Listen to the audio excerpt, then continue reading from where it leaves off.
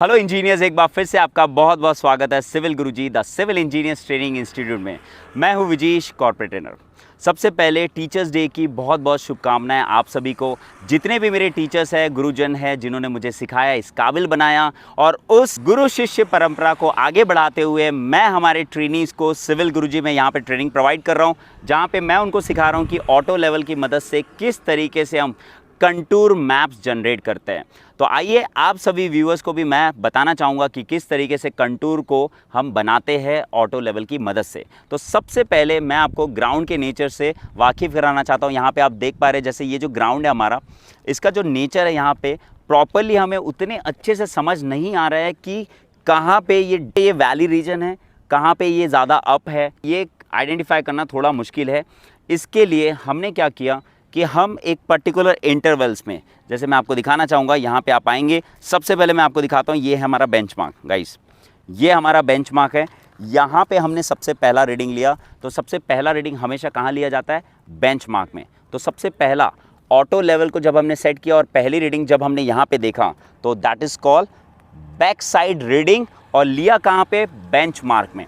अब गाइस आगे बढ़ते हैं, और उसके बाद ये मैंने हमारे ट्रेनीज़ को ये प्लॉट सौंपा हुआ है और यहाँ पे इनको कंटूर मैप तैयार करना है। तो यहाँ पे देखिए आपने, ये जो दिख रहा है, ये पहला यहाँ पे इन्होंने चूने की मार्किंग की हुई है। ये इनका IS1 रीडिंग हुई है, मतलब सबसे पहला कोना ये है प्लॉट का, और यहाँ पे इन्होंने सबसे पहली रीडिंग ली। और रेगुलर इंटरवल्स में, जैसे आप देख पा रहे हैं यहाँ पे, ये रेगुलर इंटरवल्स में यहाँ पे लिया है। तो ये जो इंटरवल है, क्योंकि ये जो प्लेन है, देखने से मुझे समझ में आ रहा है ये जो एरिया है उतना ज़्यादा यहाँ पे अप डाउन पास में नहीं है, इसलिए हमने ये जो डिस्टेंस है ना उसको थोड़ा सा ज़्यादा रखा हुआ है, मतलब 5 मीटर। लेकिन अगर ऐसा होता कि बहुत पास में ग्राउंड का नेचर चेंज हो रहा है, जैसे प्लेन चल रहा है और अचानक सडन डाउनफॉल आ रहा है, सडन अप आ रहा है, तो वहाँ पे हम क्या करते? रीडिंग्स को पास में लेते। पहली रीडिंग यहाँ लेते, दूसरी रीडिंग 2 मीटर, इस तरीके से हम इंटरवल को पास करते जाते हैं, ठीक है। लेकिन अभी यहाँ पे नेचर ये कह रहा है कि आप दूर रीडिंग ले सकते हो। तो इस तरीके से क्या किया हमने, सबसे पहले प्लॉट्स को पूरा डिवाइड कर दिया। तो आइए आपको मैनुअल में मैं समझाता हूँ कि किस तरीके से हमने डिवाइड किया हुआ है।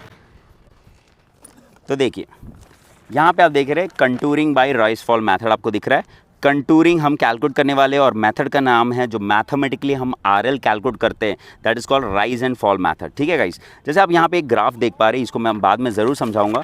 पहले आप देख रहे हैं ये जो ग्रिड आपको प्रिपेयर्ड आपको यहाँ पे दिख रहा है, जैसे ABCD इस तरीके से ग्रिड दिख रही है, 1 2 3 4 ग्रिड दिख रहा है, ठीक है। और यहाँ पे पर्टिकुलर जो है ये पॉइंट्स हमने बनाया हुआ है, ठीक है। तो गाइस आप इस तरीके से समझिए कि इसको मैंने इस तरीके से होल्ड किया हुआ है, और यहाँ पे जो ये दिख रहा है H पॉइंट आपको दिख रहा है, यहाँ पे आएंगे इस तरीके से।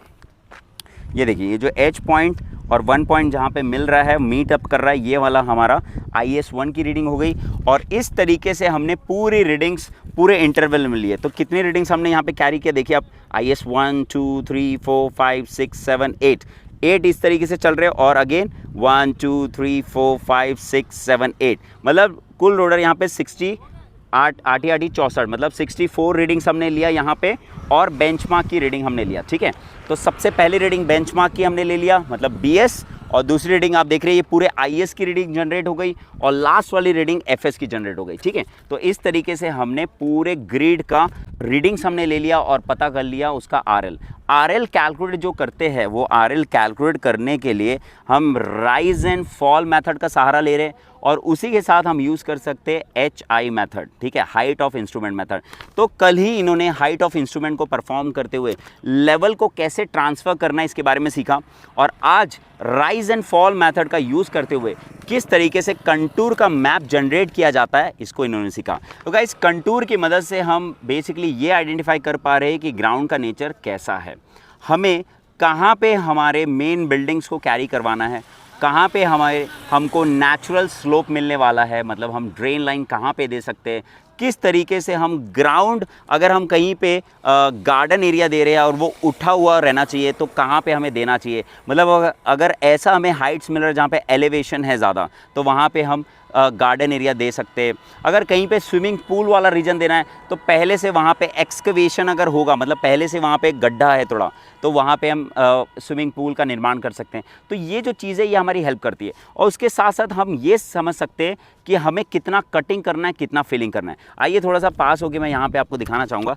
देखिए यहाँ पे आप देखेंगे, देखिए गाइस, ये जो आपको मिट्टी दिख रहा है, ये मिट्टी के सतह दिख रहा है आप, ठीक है। अब ये इससे देख के आप समझ सकते हैं कि यहाँ का जो नेचर आप देख रहे हैं थोड़ा नीचे है और यहाँ आप देख रहे हैं थोड़ा ऊपर है। वैसे ही वहाँ पे आप देखेंगे थोड़ा और नीचे। लेकिन हम जब भी घर का निर्माण करते हैं तो हमेशा प्लेन सरफेस के हिसाब से करते हैं। तो हमें क्या करना है एग्जैक्टली ये पता करना है कि कितना यहाँ पे फील करना है, कितना इस मिट्टी को कट करना है और कितना ये क्वांटिटी आने वाली है। तो जब हम एस्टिमेट करेंगे तो एस्टिमेट करने के लिए हमें एग्जैक्ट आरएल चाहिए होंगे और आरएल से हम ये आइडेंटिफाई करेंगे कि कितना कटिंग करना है, कितना फिलिंग करना है, मतलब हमें वॉल्यूम कैलकुलेट करना होगा। इसके लिए भी हम इसका यूज़ करते हैं, ठीक है। जैसे आपने समझा ही होगा कि अगर कोई बड़ा बिल्डर रहता है और उसने एग्रीकल्चर लैंड को परचेस किया हुआ है, मतलब जहाँ पे पहले से एग्रीकल्चर होता है और उस लैंड को परचेस किया हुआ है, मतलब उसने अपना बहुत ज़्यादा खर्चा बचा लिया। किस तरीके से? जो कटिंग और फिलिंग जो खर्चा बैठता है वो एग्रीकल्चर लैंड में बहुत कम बैठता है। क्यों? क्योंकि हमारे जो किसान भाई बहन हैं वो एग्जैक्टली क्या करते हैं, वो पहले से, क्योंकि खेत हमें खेती करना है तो खेती करने के लिए पहले से पूरा सतह प्लेन रहता है, उसमें जो भी सब्जियां उगाई जाती है, जो भी फसल उगाया जाता है उसको भी वेल मेंटेन्ड रखते हैं। तो वहाँ पे जो सतह है आप देखेंगे वो पहले से लेवल्ड हो जाती है। तो वहाँ जो खर्चा बचना है वो बहुत ज़्यादा खर्चा बच जाता है। इसलिए ज़्यादातर आपने देखा होगा जो बिल्डर्स है वो एग्रीकल्चर लैंड को प्रीफर करते हैं क्योंकि उसमें कटिंग और फिलिंग का खर्चा बच जाता है। तो वैसे ही कंटूर भी आप इसको ये समझेंगे कि ग्राउंड के नेचर को आइडेंटिफाई करना। अब मैं आपको यहाँ पे दिखाता हूँ एक डायग्राम, आपने देखा होगा पहले, ये देखिए, ये जो डायग्राम आप देख पा रहे हैं यहाँ पे लिखा हुआ है, देखिए कंटूर लाइंस, और यहाँ पे जो कुछ लाइंस आपको दिख रही है और वहाँ पे रीडिंग्स आपको दिख रहा है। जैसे यहाँ पे दिख रहा है 150, यहाँ पे दिख रहा है 200, यहाँ पे 250, 300। ये बेसिकली जो है ये है आरएल्स, ठीक है। हमारे जो सोल्जर्स है अगर वो पेजर यूज़ करे, अगर वो मोबाइल फ़ोन, स्मार्टफोन यूज़ करे तो ट्रैक हो सकते हैं मोबाइल। लेकिन अगर उन्होंने ये मैप यूज़ किया तो मैप यूज़ करके वो क्या आइडेंटिफाई कर सकते हैं कि कहाँ पे पॉन्ड एरिया है, कहाँ पे पानी का स्रोत मिलने वाला है, ठीक है। इन लाइंस की मदद से हम पता कर सकते हैं। ये जो कंटूर लाइंस आप देख पा रहे हैं, इन कंटूर लाइंस की मदद से हम ये समझ सकते हैं, कंटूर मैप की मदद से, कि कहाँ पे चढ़ान आने वाला है, कहाँ पे माउंटेन एरिया आने वाला है, कहाँ पे वैली, कहाँ पे घाटी, ये सारी चीज़ आने वाली है। उसके साथ साथ कहाँ पानी का स्रोत हमें मिलेगा, कहाँ पे पॉन्ड मिलेगा, ठीक है, कहाँ पे पानी नहीं है, कितना ऊपर उठना है, कितना नीचे जाना है, ये सारा चीज़ आइडेंटिफिकेशन इन हमारे सोल्जर्स को इसकी मदद से होता है। तो ये हमारे कमांडर्स को भी हेल्प करता है, ठीक। तो ये है टोटल कंटूरिंग, ओके। तो हमारे जो ट्रेनीज़ है बहुत ही शिद्दत से परफॉर्म कर रहे हैं। कंटूरिंग कैसे करना है, आधी टीम आपको इस तरफ नज़र आ रही है और आप पीछे देखेंगे तो आधी टीम आपको वहाँ पे नज़र आ रही है। ये है जो हमारी ट्रेनीज़ सितंबर बैच के, 1 सितंबर से नई बैच स्टार्ट हुई है। काफ़ी कुछ सीखा इन्होंने। फर्स्ट डे गोल सेटिंग समझा कि किस तरीके से अपने लाइफ में अब आगे बढ़ना है, गोल सेट करना ज़रूरी है, कितना ज़्यादा इंपॉर्टेंट है, उसके साथ ही कैसे वो आगे बढ़ेंगे। और नेक्स्ट डे इन्होंने समझा कि कैसे टाउनशिप लेआउट किया जाता है। अगले दिन इनका ऑटो लेवल स्टार्ट हुआ और ऑटो लेवल में कैसे ऑटो लेवल को कम से कम समय में सेट किया जाता है, इस तरीके से उन्होंने समझा और आज ये परफॉर्म करे कंटूर लेवलिंग। तो इंजीनियर्स, अगर आप भी चाहते हैं अपने लाइफ में बदलाव करना तो पहले आपको सीखना पड़ेगा और सीखने के लिए आपको ज़रूरत है एक गुरु की। तो अभी आपका गुरु मैं हूँ, मुझसे आप सीख सकते हैं। कॉल कर सकते हैं 9522181234 पे कॉल करें। नेक्स्ट बैच स्टार्ट होने वाली है 1 अक्टूबर 2024 से। जल्दी रजिस्ट्रेशन करें क्योंकि लिमिटेड सीट्स अवेलेबल हैं, ठीक है। कॉल कर सकते हैं आप 9522181234 पे। मिलते हैं अपने नेक्स्ट वीडियो में, तब तक के लिए जय हिंद, जय भारत।